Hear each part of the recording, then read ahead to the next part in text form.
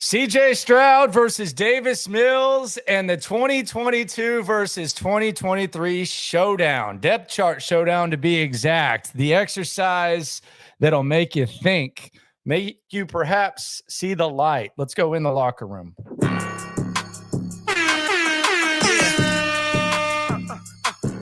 Yeah, it's the locker room on YouTube. You know what it is. Let's get it. Hey, locker room. Yeah, we in the locker room. Texas talk. Yeah, you know what we about to do. Localize every angle's what we really do. We the source. We the pulse of the city too. Landlocked. Got the game in the headlock. Localize every time. Can't stop, won't stop. Yeah, we top two and we not too. Plugged in daily digital on YouTube. We got taste for days. Opinions to give. We got takeaways. Welcome to the locker room, number one source for Texans daily digital content. I'm Landry Locker. You can hear me Monday through Friday, 10 to 2 Central on Sports Radio 610 and the Odyssey app. Appreciate you for coming through. Subscribe, like, ride along, all that jazz. If you're returning, welcome back. If it's your first time here, this is the place to get the pulse of what's going on with the Houston Texans from someone who is in the mix, talks to players, coaches, weekly at every game, and this is the place to get the pulse of what's going on with the Houston Texans, who made some news this week. The Houston Texans have decided to cancel joint practices with the New Orleans Saints. Let's hear what Nick Caserio had to say about the state of this team. Some people might think that this team could use a joint practice. Here's Nick Caserio. He was on Texans All Access. This is what he had to say about the current state of the Houston Texans. We're a hybrid, I guess, of young and old. So, a number of the veteran players that we signed in the offseason have come in and done a great job with, I'd say, their play, their performance, their leadership, and then I think the attitude of the younger players from the time they walked in the building to now has been exemplary. So, I think we're happy with the people that are in the building. We brought them in here for a reason, and they've been able to kind of blend or work well together. So we're still kind of in the infantile stages of just really putting this team together for a lot of work. But he's had the right mindset and the right attitude. In the end, it's about just taking it one day at a time, just trying to do the right things consistently over the course of a long period of time. But the players have done everything that D'Amico and the staff have asked them to do with the right mindset.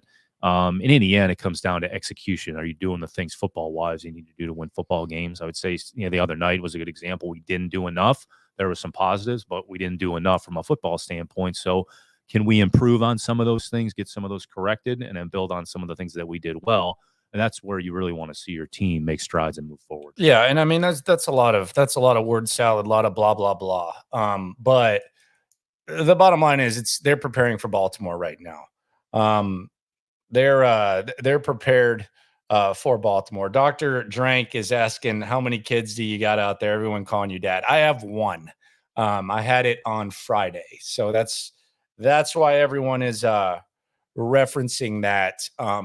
I have one kid, Avery Gray. She was born on 8/18, and she's in the other room. But Nick Caserio, right now, what I think is going on with Nick Caserio and D'Amico Ryans is not only are they evaluating this roster, they're looking at guys on the edge of the roster. And we did the depth chart showdown where we ran through it in the previous video. If you want to go back and watch that, they're looking at guys on the back end and saying, all right, do we need to try to do better here? In other words, Mason Shrek at tight end. Dare Agunawale at running back. If they want to keep 6 cornerbacks, linebacker, Christian Kirksey / Littleton or whatever. Can we do better than that on the street? And I think in a lot of those situations, the answer is probably yes, especially at those positions. So I don't even know that. I think right now the 53-man roster is set. I don't see too many guys playing their way onto a roster spot or earning a roster spot, barring no injuries. But I think what Nick Caserio is doing, what D'Amico Ryans is doing is DeMeco and the Texans are getting ready for the Baltimore Ravens.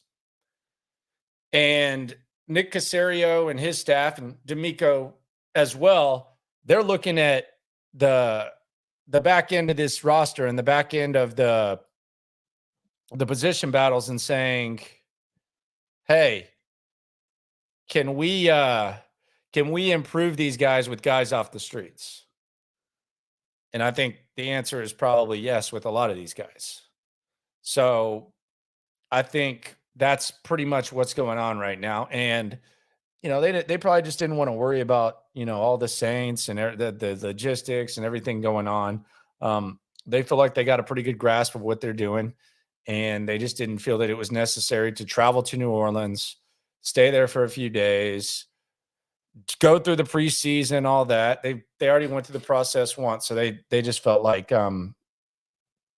the process of going to New Orleans was not necessary. As far as the 53, let's listen to the man himself. This is Nick Caserio, and we got some Nick Caserio dialogue going here that we'll address in a sec. Here is Nick Caserio talking about the state of the 53-man roster. Yeah, we're pretty close. We talk about it as a staff. Nico and I, matter of fact, talked about it this morning. We've kind of talked about it on a regular basis each week. The reality is you're probably 75, 80% there after week one, candidly. And there are going to be some things that crop up. Injuries may force you to make a decision somewhere else. So really, it's just about managing numbers, managing the roster a little bit. And you're prepared for whatever we have to do next week. I mean, you're moving on from players, but you're really not moving on from players because some of the discussion is, hey, look, we can't carry on the roster. We want to continue to work with you in a practice squad.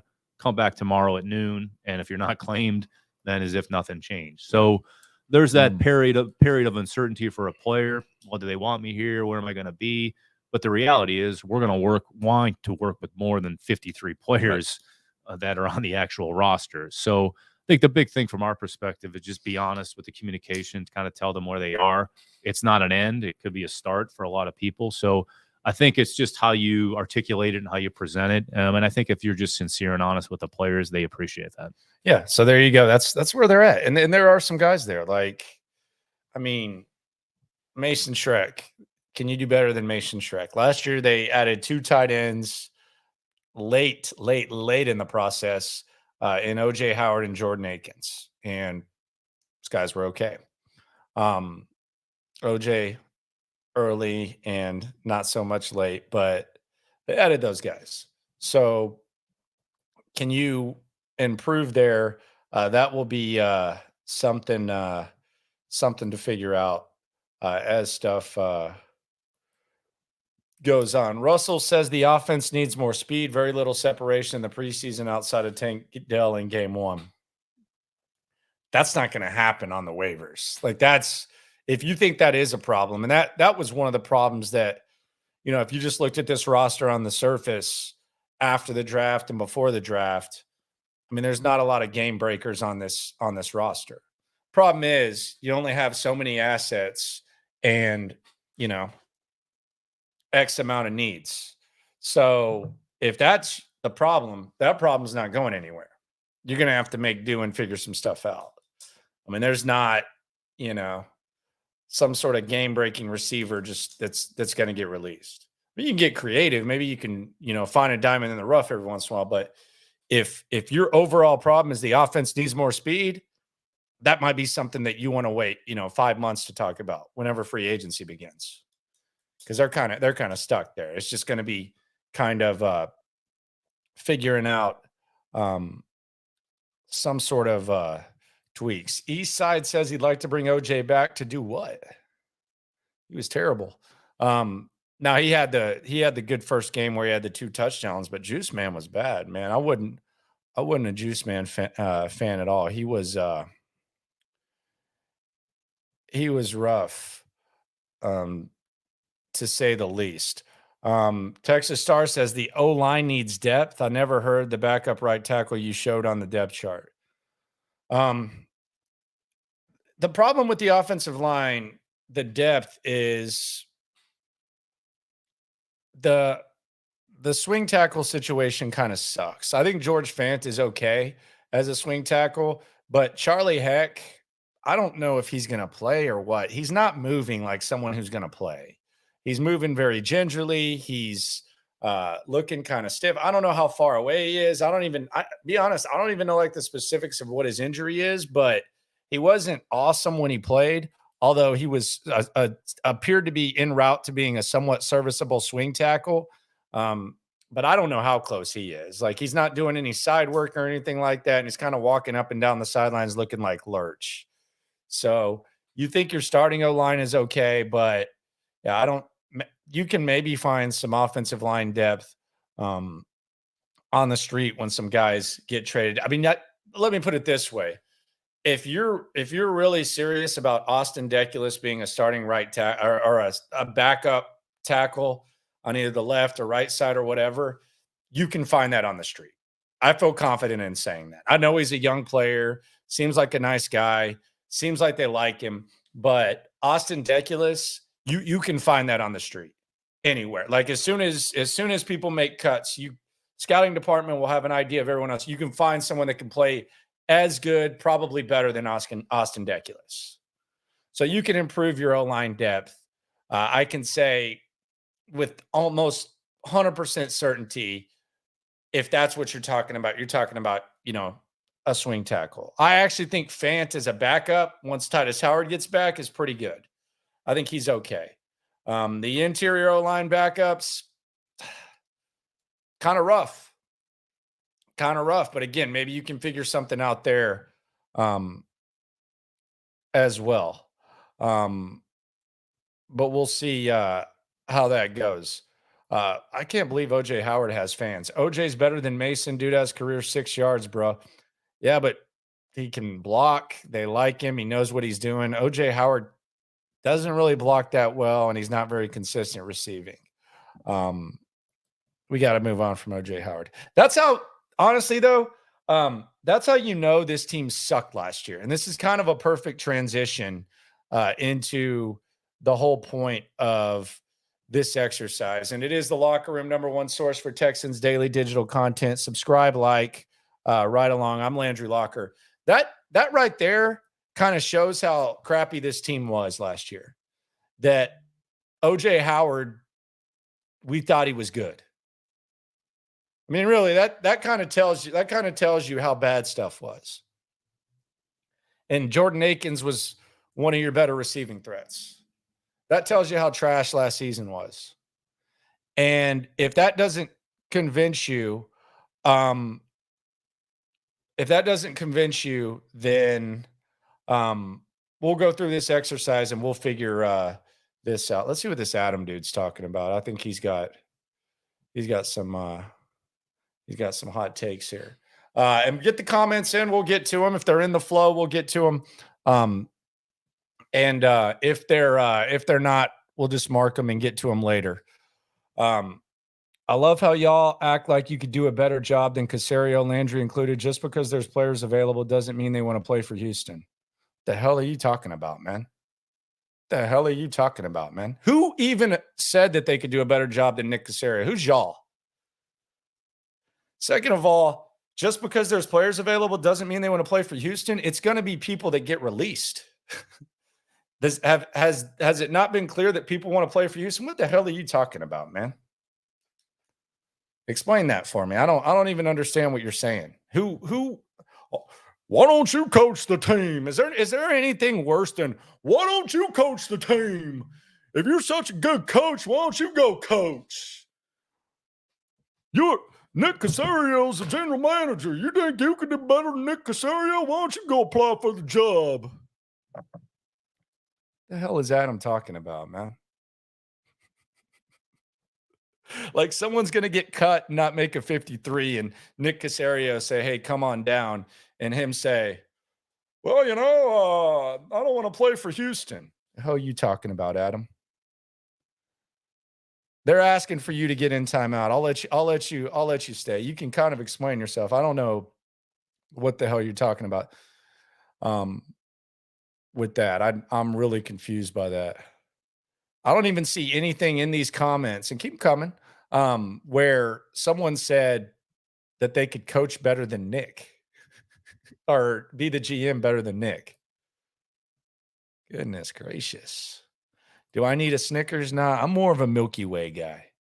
If I was going to be hangry, I'd go Milky Way or Twix. Snickers is kind of meh.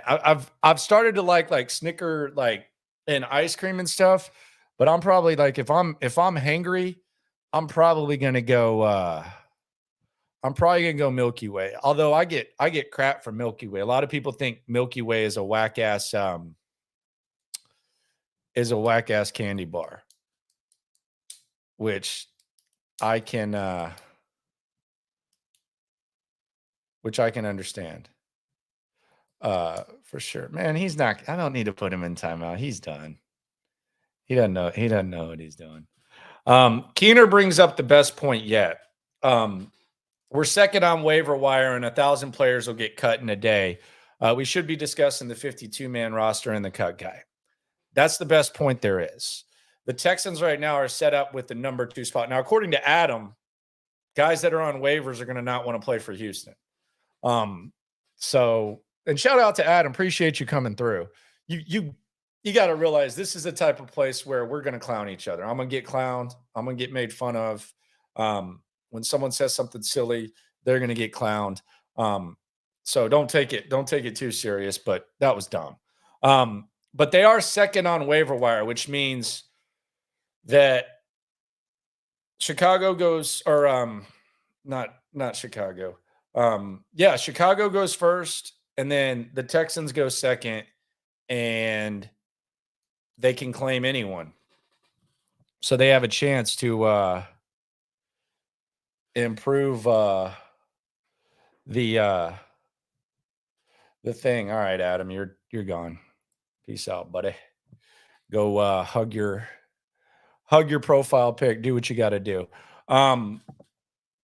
That's nose meat corner right there. Not really bringing much to the table. I want to go through the actual depth chart just to show, and I want to do a then versus now type of exercise, just to kind of show like the talent now versus the talent last year.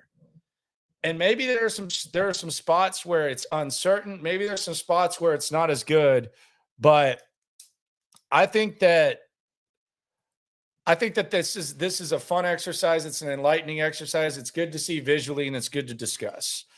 The Texans 2022 depth chart. So a year ago versus where they are right now. Let's look at quarterback first. Obviously, this is one of the more polarizing ones. CJ Stroud versus Davis Mills. Would you consider that a W? Eat a W? Would you consider that an L? Or would you consider that a wash? Davis Mills versus CJ Stroud. There is no wrong answer. Teacher once told me there's no such thing as a dumb question. I then asked the question. He called me a dumbass. Bill McCamey. I remember that. And you know what? He was right. It was a dumbass question. Shouldn't have lied to me in the first place. They shouldn't be lying to you. Elementary school, shouldn't tell you can be whatever the hell you want to be. Lie. Raise your hand in the and there's no such thing as a dumb question. Lie. But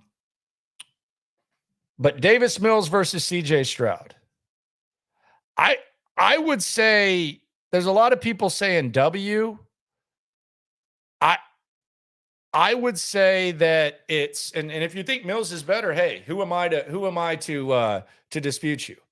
All I'm saying is CJ Stroud is starting. That's all I'm saying. And they've made that clear to us by giving him the first team reps.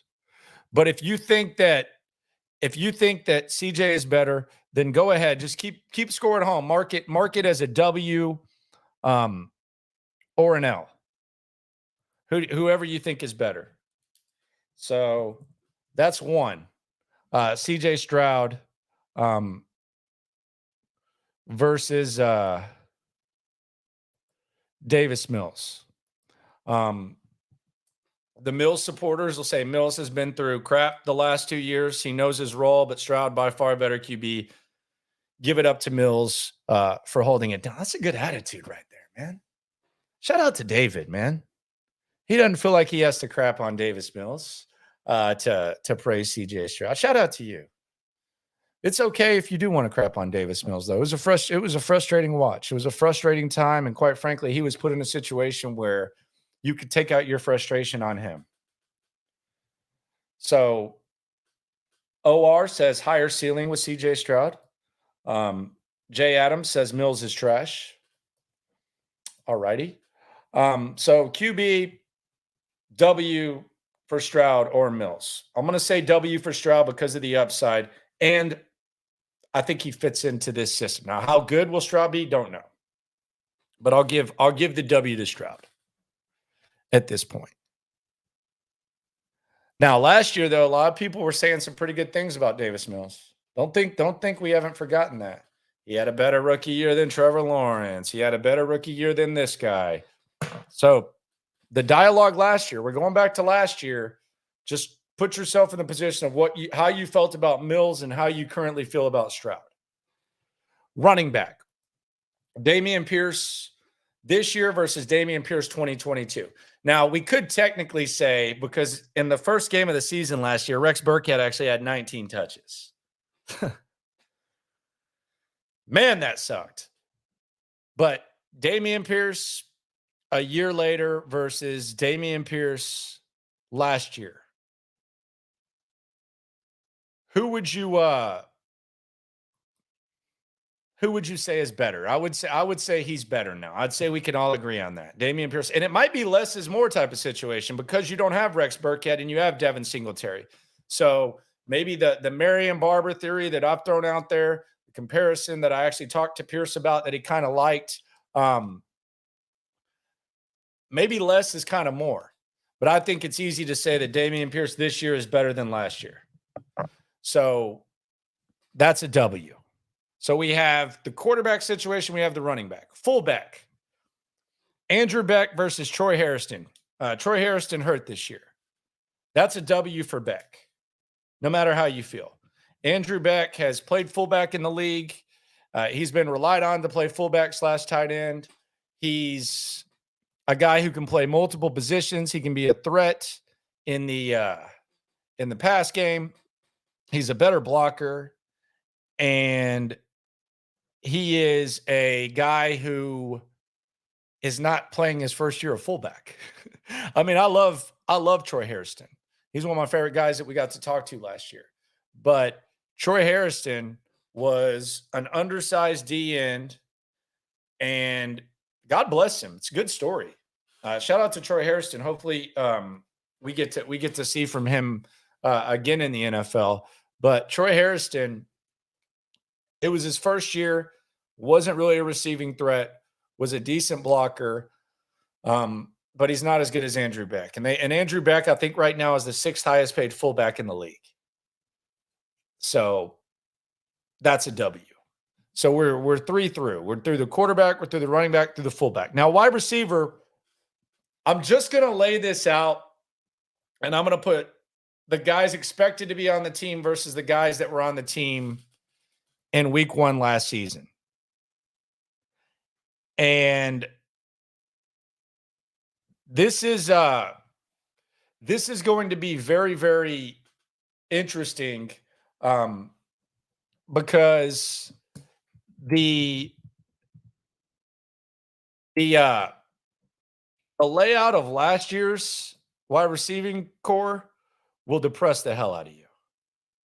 It will absolutely depress the hell out of you once you see it. Jerome said Beck has 29 career receiving yards. He's got like 160 or something like that. 160 in 2 years. Not great. 160 in a couple of seasons. But yeah, he's a fullback for sure. Not great. So the wide receiver position, this is depressing. And I'm I don't think anyone's like overly optimistic about the current layout of the wide receiver position. It's probably going to be something they're going to be aggressive at next season. But let's look at what they had last year. Now, a case can be made that they had something last year that they might not have now. But let's just look at the layout of last year versus this year as we continue this exercise. And again, be sure to go back and like the video, subscribe, all that jazz. Wide receiver. So no particular order. Robert Woods, Tank Dell, Nico Collins, Noah Brown, John Mechie, and Hutchinson. Don't feel awesome about that. But let's compare it to Brandon Cooks, who might be the best receiver on this list. I don't know how good Tank is, but Brandon Cooks at this point, real recognized real, as bad as he was last year, and maybe he's on the decline. Like, I think we can agree Brandon Cooks might be the best receiver on this list, even though he is weird and he does drink the Jack Easterby Kool-Aid, and he was in the Easterby cult, and he wanted to leave as soon as Easterby left, all that weird stuff. Real recognized real. Nico Collins this year versus last year. Philip Dorsett, Chris Moore, and Tyler Johnson. Those were your receivers last year. Now, I don't know how good Mechie can be. I don't know how good Hutchinson can be. I don't know what Noah Brown can do. But when you have Philip Dorsett, Chris Moore, and Tyler Johnson on your opening day depth chart, that's a problem. So as much as, we look at the wide receivers, and the guy earlier brought up, speed and playmaking as a concern, there's at least a little bit higher of a ceiling from 1 to 6 than there is here from 1 to 5 or 1 to 6, whatever it is. Philip Dorsett is a journeyman. Nice guy, journeyman. Chris Moore is a special teamer, although he was your second best receiver last year. And then Tyler Johnson, I don't know what Tyler Johnson's up to. Is the XFL still going on? I mean, that was rough. Really rough. Unless Caserio can make a move, the wide receiver room will be our downfall next year. Mark my words. Marked. I don't hate the take. I think that's safe. Like, if you're looking at potential weaknesses of the offense, I think that's fair. They didn't get to invest elite assets in the wide receiver this year. Third round pick's not an elite asset. Maybe they found a steal. See, this goes back to, shout out to Forever Royal, my guy. This goes back to how bad they were last year. Like, we got people saying, bring back OJ the Juice Man Howard, and we got Chris Moore was decent. He was, like, on that squad, but goodness gracious. Goodness gracious. That's tough. And again, I think this is a good point by Mark. Wide receivers will be better once Slowick opens the playbook in the regular season. Yeah, he's gonna have to figure that stuff out. We'll get to Shaq Mason versus AJ Cann. Do I think they draft a wide receiver in the first round next year? I compare this, Terrence, to Trevor Lawrence's first year and Joe Burrow his first year, where year 2 was where the franchises really aggressively tried to get a top target. The Jags kind of overpaid for Christian Kirk. They brought in Jones. They brought in Ingram. Did a good job of kind of revamping his weapons. And then the Bengals drafted Chase. So I would think, I think Tank's a good receiver. I've compared him to Tyler Lockett. But even with Tyler Lockett, you've had Seattle. They drafted DK Metcalf, and they just drafted JSN. So, yeah, I could see that being the case. And they've decreased the amount of needs they need. So, who knows? That is a good point. Burrow did still have Higgins and Boyd. That is true. And both of those guys would probably be near the top of the Texans depth chart, but they are not Jamar Chase. Tight end position. This one's interesting. Dalton Schultz, Tegan Quitoriano, and to be determined, could be Shrek, could be Beck, Shrek or Beck. Andrew Beck being the fullback, maybe the fact that he can play tight end, they don't feel like they need to keep three. And then last year you had Farrell Brown, Brevin Jordan, and Juice Man. I think just Schultz alone kind of has to give you the edge there, right? Regardless of how you feel about Quitoriano. And I've admittedly said that maybe I'm a little bit too high on Quitoriano.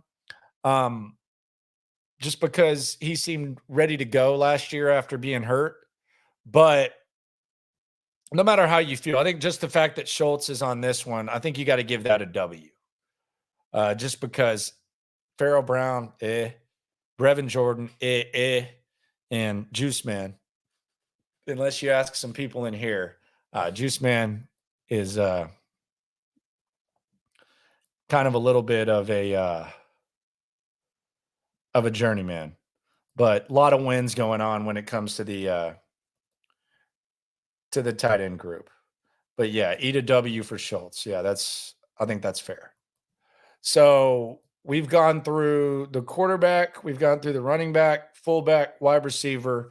Don't know how y'all feel about the wide receiver position. I would say there's a lot of W's here. Maybe all the way around.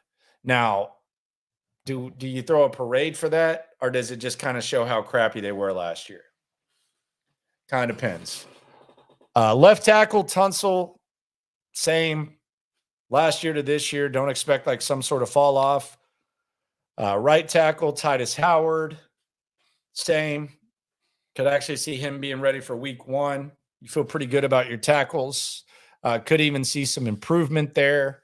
And then left guard, you have, this is where it gets fun, and this is where you people start, and I do mean you people. This is where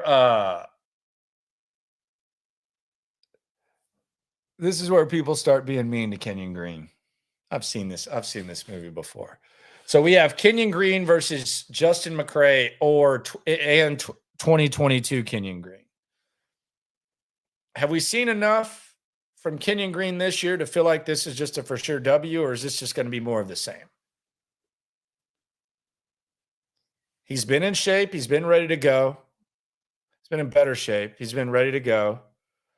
He actually had a pretty decent game last game. But last year was bad. Now, Justin McCray,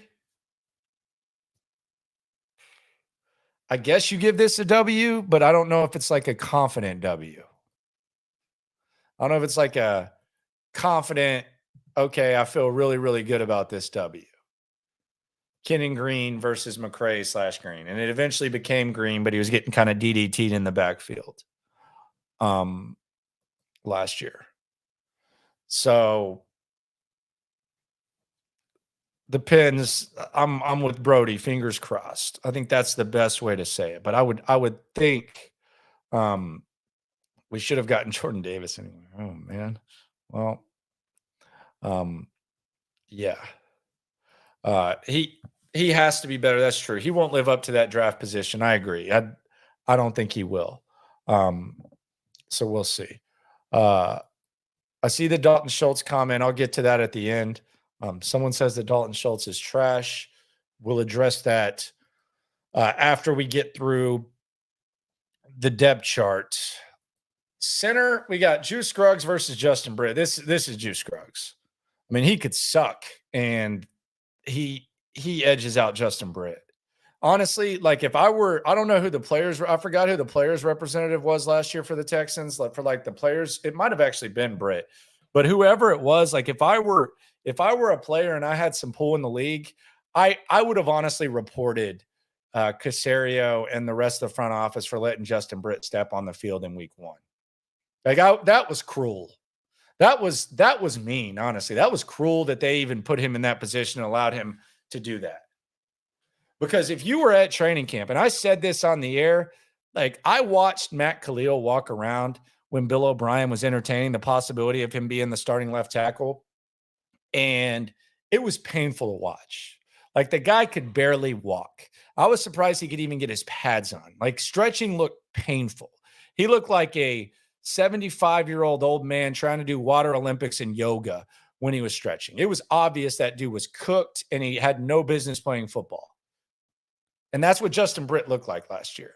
Like there was one time where they were having like non-contact. He fell down. He got hurt. He was walking. The guy was toast. He was a great dude. The locker room seemed to love him, but putting him out there was cruel. As bad as Questenberry was, he was better than what Justin Britt was. That was rough watching Justin Britt. So that's a for sure W, Juice Scruggs. Juice Scruggs could go out there and fall down. And that could be that would be just fine. So Juice Scruggs is a W over Justin Britt. Let's go to right guard. People got hot takes on right guard. Right guard, we have Shaq Mason versus AJ Cann. This has to be a W, right? I mean, they traded for Shaq Mason and they gave Shaq Mason a contract, right? He seems to know what he's doing. He started out really good in camp. This has to be a W, right? Like massively. Massively has to be a W. I would think so. Yeah. Christian agrees. AJ cannot. You beat me to it. I was gonna throw out the dad joke. You beat me to it, J Rock. But yeah, Mason is a big W. And again, AJ Cam was not great. So yeah, that's a W. So you have 2 for sure W's on the O-line. Your only uncertain is Kenyon Green. And then all throughout the offense, there's all types of W's. Now let's go to the defense, because we've been through the whole roster. And again, I think this is a good visual for everyone. Be sure to subscribe, like, right along. Locker Room, #1 source, Texans daily digital content. Y'all know what the deal is. Cam was a saloon door. Is that like the ones that swing open? Is that what we're talking about, like old Western movies? Help me out. Educate me. D-end. Let's start at D-end. Will Anderson versus 2022 Jerry Hughes. Now, 2022 Jerry Hughes was a good player. He had 9 sacks. Started out real good. He was actually second in the AFC South in sacks by a half. He was off by a half. Yannick Ngakoue had 9.5. He had 9. I actually think Jerry Hughes in a role where they're moving him around a little bit more, I think this is perfect, and I think he can be pretty effective.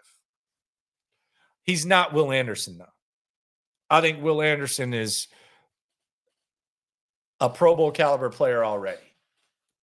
Maybe I'm a little bit too high on him. I think Will Anderson's elite. I think that there's a reason he was a top player on their board. I think there's a reason that if they would have only picked or said they were only going to pick one player at 2, they would have taken Will Anderson. Will Anderson over Jerry Hughes. I think that's a big W. And you still get Jerry Hughes, and you get Jerry Hughes in like a different situation. Curtis Randall says no way he's Pro Bowl already. We'll see. We'll see. It's not hard to make the Pro Bowl. I didn't say all Pro Bowl.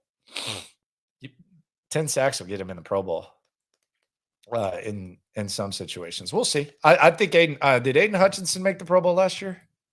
Let me look that up. I don't like looking ish up on air, but it's not the radio. So let's see, did Hutchinson make the Pro Bowl? He did not. He had 9.5. So maybe you're right. We'll see what happens. Mark that. I think he's a very, very, very, very, very, very, very, very, very good player. But I'm drinking the Kool-Aid, no doubt, like a mofo. But yeah, Will Anderson, Jerry Hughes, W. And I think it's a W for Jerry Hughes too, because he can do something else. Jonathan Grenard.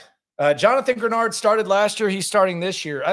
I think this is a W, and I'm kind of cheating because we're supposed to just do this between the starters.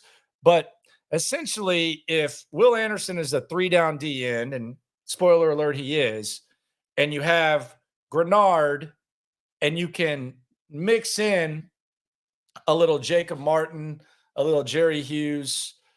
I think that's a W because you can put Jonathan Grenard in the right situation. So I would say relying less on Jonathan Grenard is a W. And this could go back to kind of the Jerry Hughes philosophy where you're kind of pushing him back on the depth chart and you figure out what goes on. And it goes back to Grenard staying healthy. 100%.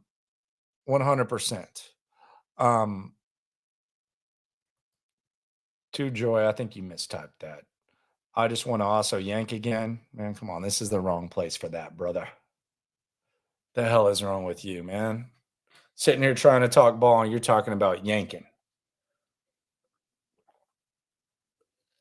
What kind of stuff is that?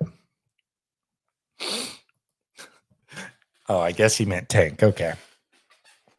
Forgiven, my friend. Defensive tackle Malik Collins. I think Malik Collins is going to be an absolute fool this year. I think Malik Collins is going to be the guy who perhaps makes the biggest jump with D'Amico Ryans. I know we're talking about Christian Harris. We really don't have anything to compare it to. Last year he was hurt. It's only his 5th year as a linebacker, so I anticipate him being a better player, a more known commodity. Same with Stingley, same with Petrie. I think that's just naturally expected.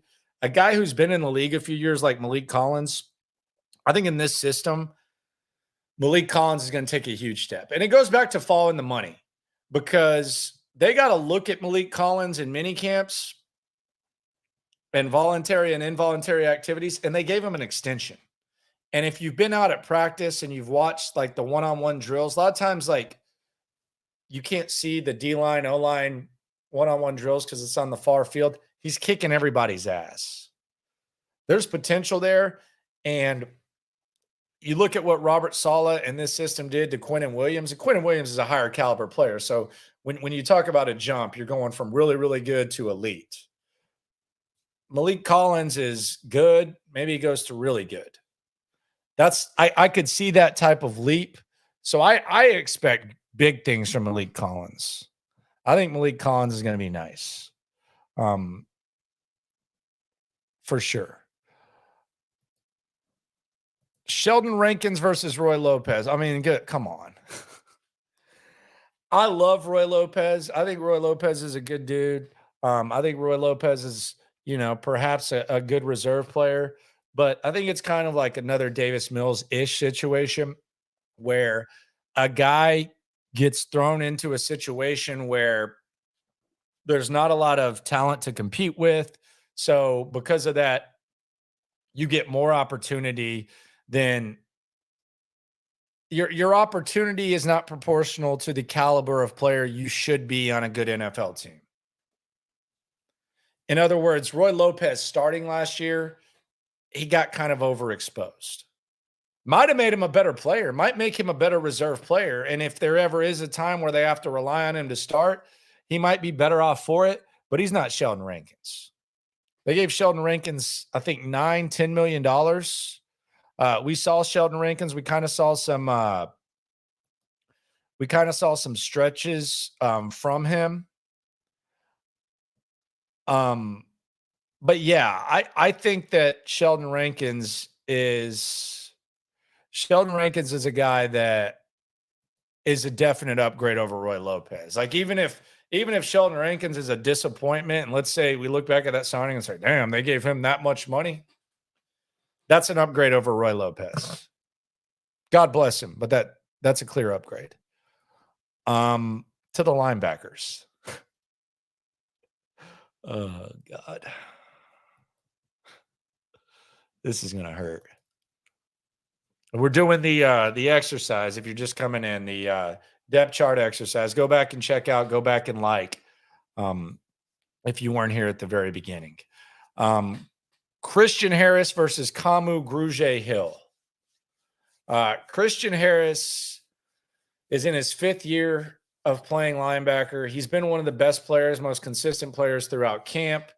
The name Fred Warner gets thrown out when talking about him because of the D'Amico connection. I think that's a little bit much, although I've always been a big Christian Harris guy.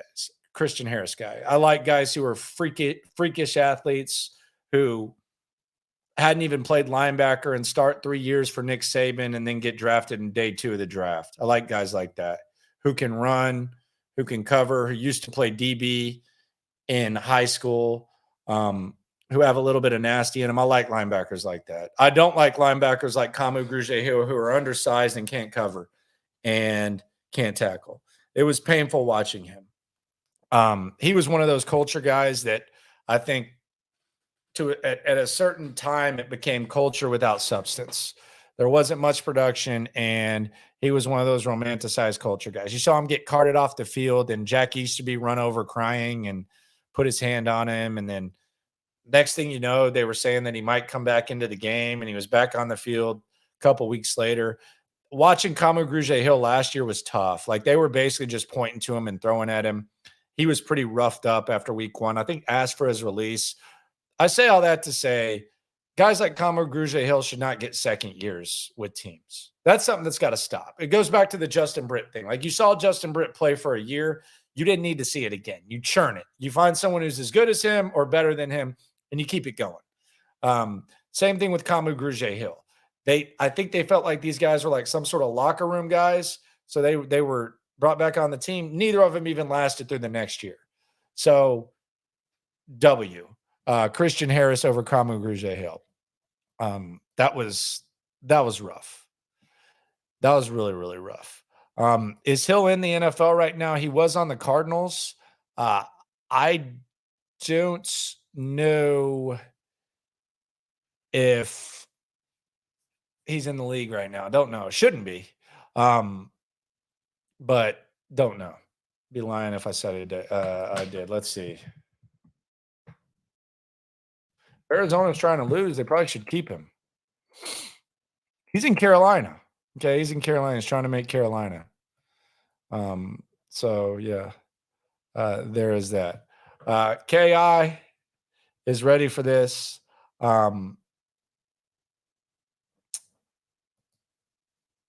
Denzel Perriman versus Christian Kirksey. Good old Kirko, as they call him. Again, 2 years is enough. God bless him for going there, being one of the leaders, getting him through the mud. Much like I have appreciation for David Culley and Lovie Smith for taking advantage of the opportunity that they wouldn't have gotten anywhere else and helping get things through the mud. Christian Kirksey, same thing. There's a clear upgrade with Blake Cashman. There's a clear upgrade with really anybody on the field except Kirko. And you got to think at some point there's a smooth breakup, unless maybe D'Amico Ryans likes him for some reason. He said good things about him. I don't think he's going to disrespect a vet who's on the back end like this. I got to think that he's done. But this isn't close. Denzel Perriman, there might be a time in the regular season where the coverage becomes kind of a problem, but Christian Kirksey couldn't really do much of anything. He would have some flash plays here and there. He was a leader. He was a go-to guy. If Christian Kirksey's on this team, it'll be really interesting, especially if they keep him as a backup. I just don't see that happening. I don't see that making financial sense. I think it goes back to can they find a better player or as good of a player as him on the streets? Denzel Perriman, Christian Kirksey, that's a big-ass W. Huge W. Massive W. No doubt. Next one, Blake Cashman versus Hewitt and Wallow. W. Blake Cashman is athletic. He can move. He can run. Neville Hewitt made some good special teams plays the other day. I do wonder if he kind of plays his way into being one of those guys. Although on kickoff, they're a little bit more willing to return kicks in the preseason than they are the regular season. I can't believe he started last year. God. And then Garrett Wallow, God, Caserio and Easterby especially, they loved Wallow. I mean, they acted like they were like reinventing the game by drafting like a undersized linebacker. And I like Garrett Wallow. it goes back to, can you find better guys on the waiver wire? I think so. But Blake Cashman over those two, that's a big W. Huge, huge, huge W. I like me some Cashman, big Cashman guy here. We're down to the secondary. The specialists are all the same. Long snapper, John Weeks, friend of the show, my boy. Cam Johnston, punter, and Fairbairn, kicker, still here. Different number, same guy. From 7 to 15. Still looks kind of weird, although I've kind of gotten used to it. Cornerback Derek Stingley, last year to this year, it better be a W. I mean, he wasn't terrible last year. He was in the wrong system. He missed some time. Now, a lot of that could have been caution, but if Derek Stingley isn't better this year compared to last, that's a problem.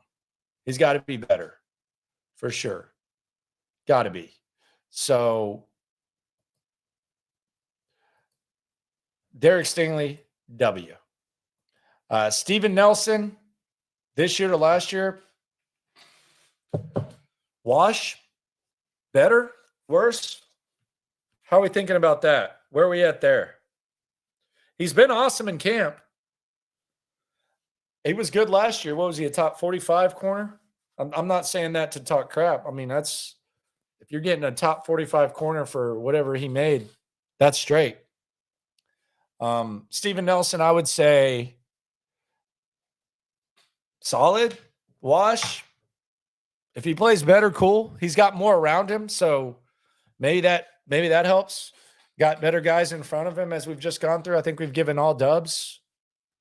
Steven Nelson, however you want to put it. But yes, he has been the best cornerback in camp. That's a fact. Although Stingley's kind of caught on pretty quickly, and they're running a lot of man in making these guys better. Jalen Petrie, this year to last, you got to think that Jalen Petrie is a W. I mean, especially in this system and especially with Jimmy Ward by him. We'll get to that in a sec. So Jalen Petrie, got to be a dub. I do think the hype is getting a little wild. Not saying that I don't think he's going to be a good guy, but, you know, I go back to what I said at the start of camp and what I said to Jimmy Ward. Can you be underrated if everybody says you're underrated? That's the question I have about Jalen Petrie. Like, if everybody in the world is saying, oh, this guy's underrated, is he underrated? Or is he about what you think he's going to be? I still think that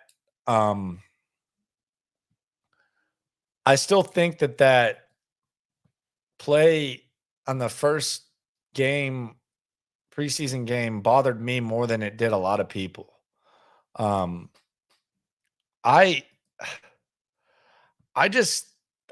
looked really goofy, to where if that were in like a real game, I feel like it would have gotten harped on a lot more.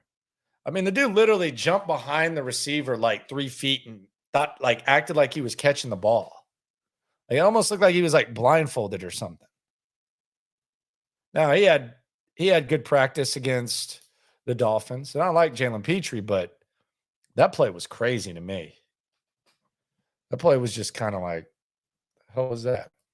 Maybe it was just one play. In fact, it was. And then we have Jimmy Ward versus Jonathan Owens. This is a big W. Jimmy Ward. Jonathan Owens is another guy who probably wouldn't start anywhere else, I don't think.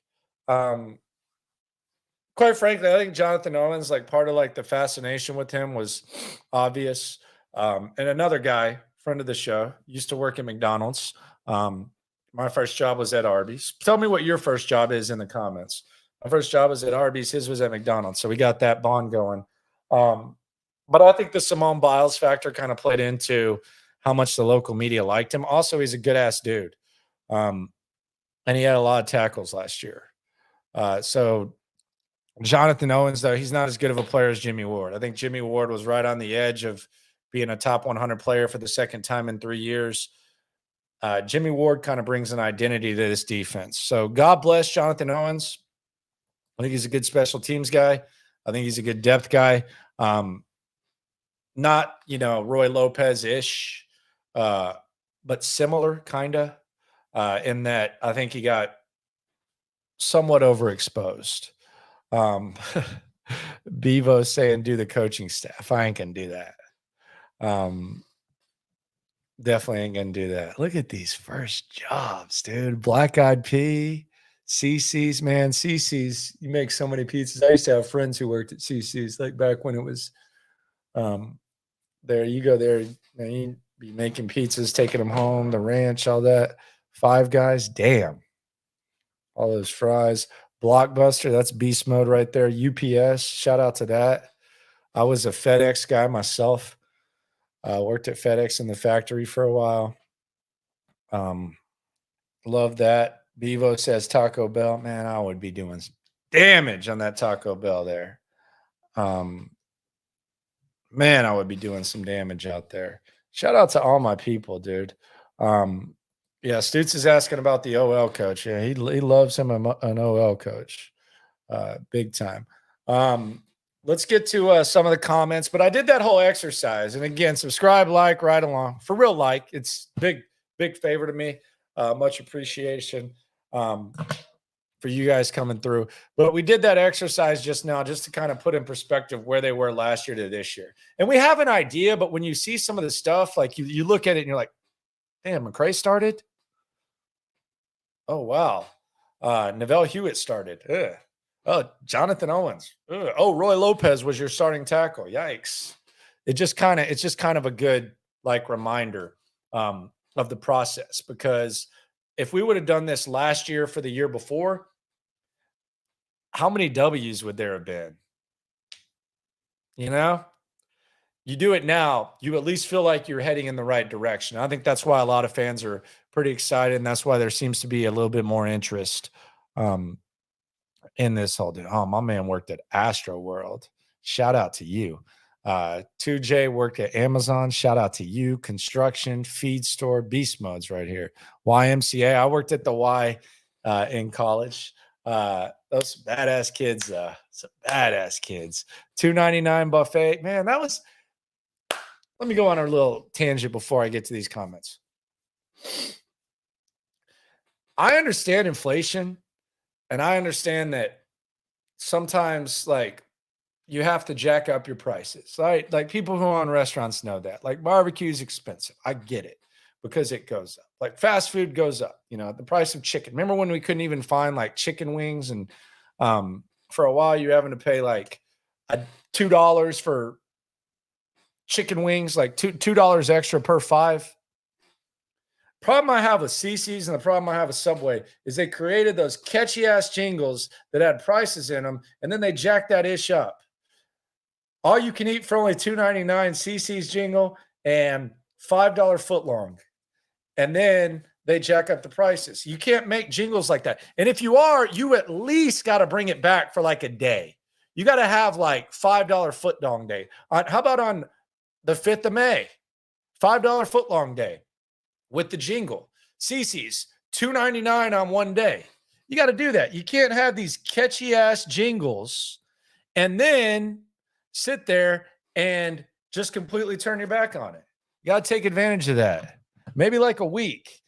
And by the way, of all the inflation, CC's ain't paying that much more for that pizza.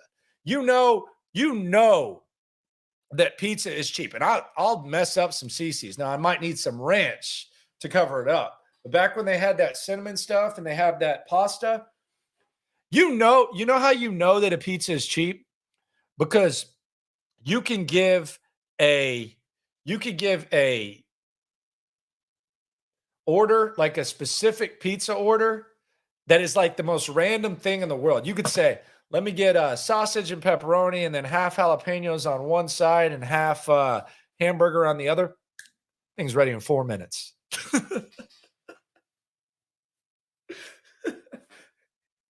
think it's ready in 4 minutes. You can say, let me get a pizza with sauce on half and extra cheese on the non-sauce half and pepperoni on the cheese half. And go ahead and throw some mushrooms on the other side. Boom, 4 minutes. CC's, I don't believe inflation when it comes to that. The red cups everywhere are better. Spanky's has the red cups too. Shout out to Spanky. Spanky's wings are underrated too. Shout out to Spanky's. Spanky's is beast mode. But yeah, they got the red cups. Those red cups hit. I want to order some of those red cups. Comments before I get out of here. Please tell me we can do better than Mason. I think he's talking about Mason Shrek, not Shaq Mason. When you say Mason, I think you're talking about Mason Shrek, I would assume. Blue Boy 9, take it with a grain of salt, but after playing the new Madden, it's so obvious our wide receivers are garbage, dirt slow. Nobody can get open. I don't think we have a wide receiver that runs a 4-3. Yeah, we know it's not a speedy wide receiver group. I don't even know that Tank Dell is like the home run threat. I think Tank Dell's smooth with it and he's going to bust loose. But yeah, like in Madden where you used to be able to line up guys with like 99 speed and just run them in the slot. Yeah, if that's your game, yeah, you probably don't like the Texans. There's not a lot of speed. Beating a dead horse here, but why does the Texans being the last team to not name a starter still feels very New England South?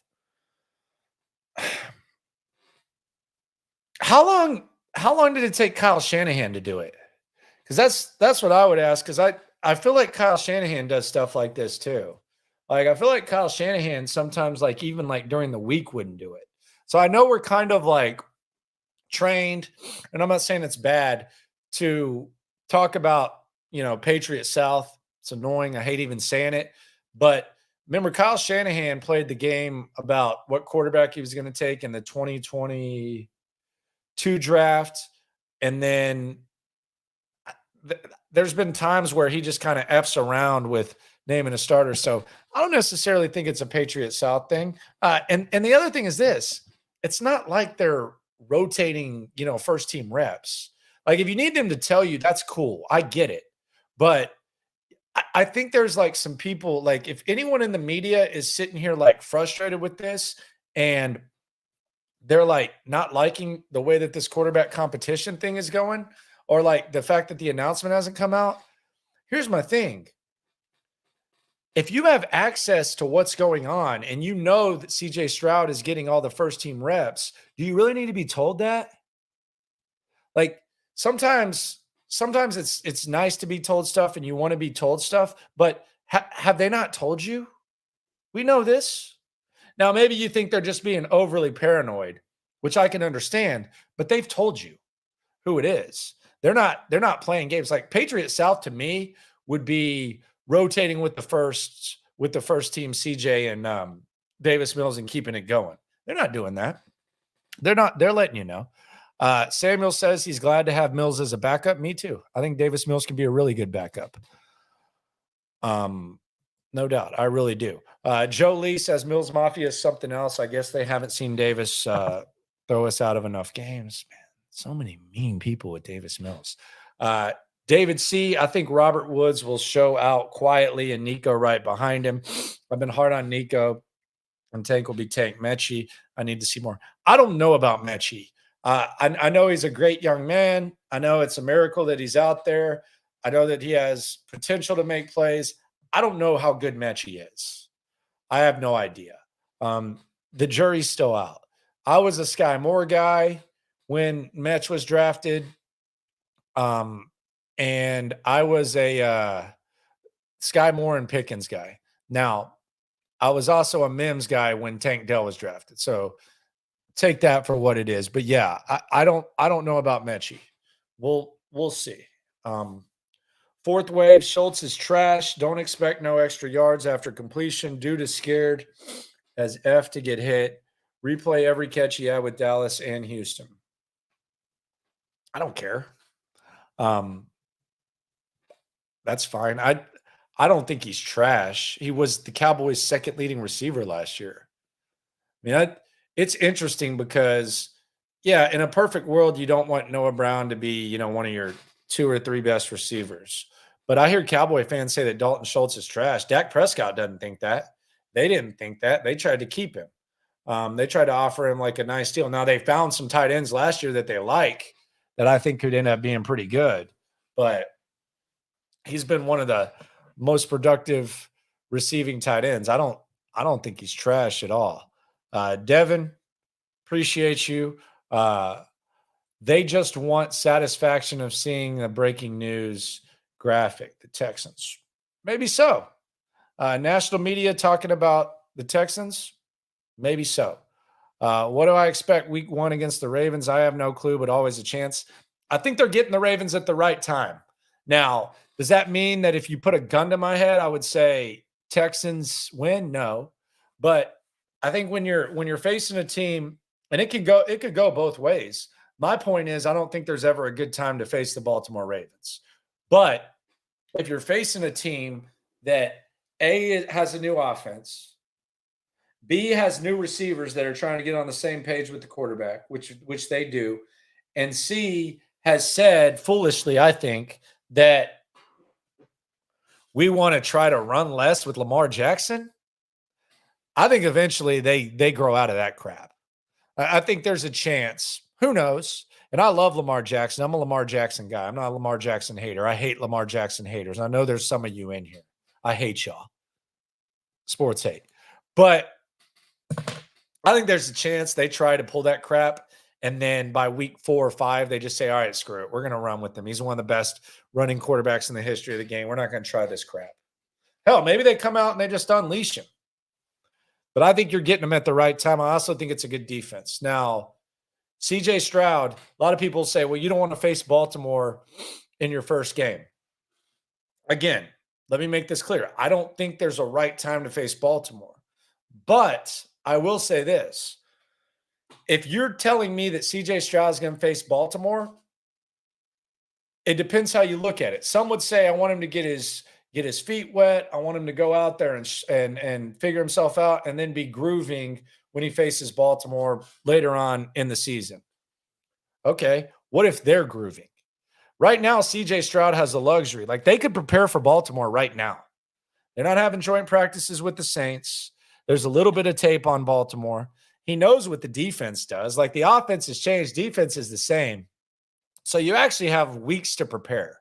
It's like when a college team, like an inferior college team, faces an opponent like week 2 after they play like a crappy squad. A lot of times they show out, and you never see them play to that level. You saw it last year kind of with Texas when they faced Alabama, because you know what happened? The Longhorns had months to prepare, and this is the most time you'll ever get to prepare for an opponent is week 1. So I think the Texans are getting them at the right time. Is there ever a right time if we're talking about like predicting a W? There's a strong possibility the answer to that is no, but I still think because of what I just laid out, I think it could be the right time. JF is not sold on Steven Nelson. Why? What are you expecting would be my question. What are we looking for? Aaron Butler, back to the Baltimore thing. CJ is a good QB. He needs time to grow. One man doesn't win games. With team sport, CJ will get better as long as he gets some good reps. Okay. That sounds good. Thurman Pack says, Landry, what you did to Sports Radio 610 is very unprofessional. What'd I do? I want to hear this. Honestly, I got popcorn on this. What did I do? I would love to hear this, Thurman Pack. What I did to Sports Radio 610. Ask anyone in that building if I'm unprofessional. Brother, I'm actually intrigued by this. Thurman Pack. Pack that info there, brother. I'm interested in this one. Blue Boy 9, if there was a time for the Ravens to be vulnerable, it would be week 1. Very much appreciate that for sure. Very much appreciate that. I'm trying to figure out what my man Pack. Armin Pack. Come on, brother. Help me out, man. Didn't tell anyone about the wedding or the baby information. Everyone there supports you. You didn't tell. Man, let me show you something real quick. Let me show you. Let me show you how this happened, because Lopez gets on these bits, and Lopez says stuff, and sometimes you just can't trust Lopez. Here you go. Baby was born on 8/18. 8/18 on at 2:39. Friday at 2:32. Look at this. And Lopez has the Android, so he can't even see it. This is Thursday at 6:02 a.m. right here. This is Thursday at 6:02. Think it might be game time for me. We are going into the hospital. There's some interesting audio on the dock, etc. Lopez literally says, "Oh, hell yes. If you're not on play-by-play guy, but call in during labor." Kidding, of course. Hell yeah. He said, you got to call in for an update. I said at 7:43, just pre-labor, they're having us at home monitoring. Very close. That was at Thursday at 6 a.m. Lopez then goes on the air and says, I'm not giving an update. His weak-ass phone, he doesn't have the iPhone, so he doesn't have that. So I send the screenshot. Then we go to Friday, 6:36 a.m. Going down for real this time, between 6 to 8 centimeters.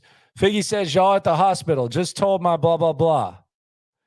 Shooting for noon. Lopez says, if you were a team player, she'd be born at 11:40 for the hits, which would have been sick. I said LMAO.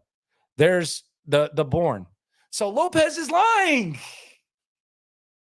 He's literally lying. It's right there, 6 o'clock a.m. You can't trust this guy for anything. I just showed y'all the actual receipts. That's 6 a.m. Twice. He's lying. How about that? Freaking Lopez said I didn't say that. Right there at 6. Let me see this. Hold up.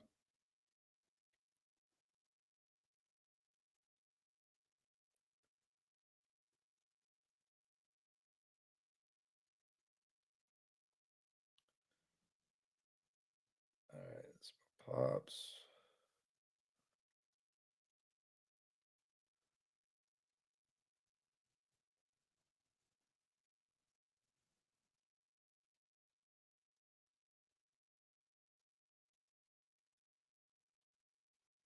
My Pops showed up at 9. Lopez is such a liar. Dude. Appreciate everyone for coming through. I can't wait. I'm gonna be back Tuesday. I'm gonna get in on Lopez because that was a lie. I just showed y'all the receipts on that. That was a damn lie. 6:26 a.m. right there. Updates and everything. Pictures straight out of it.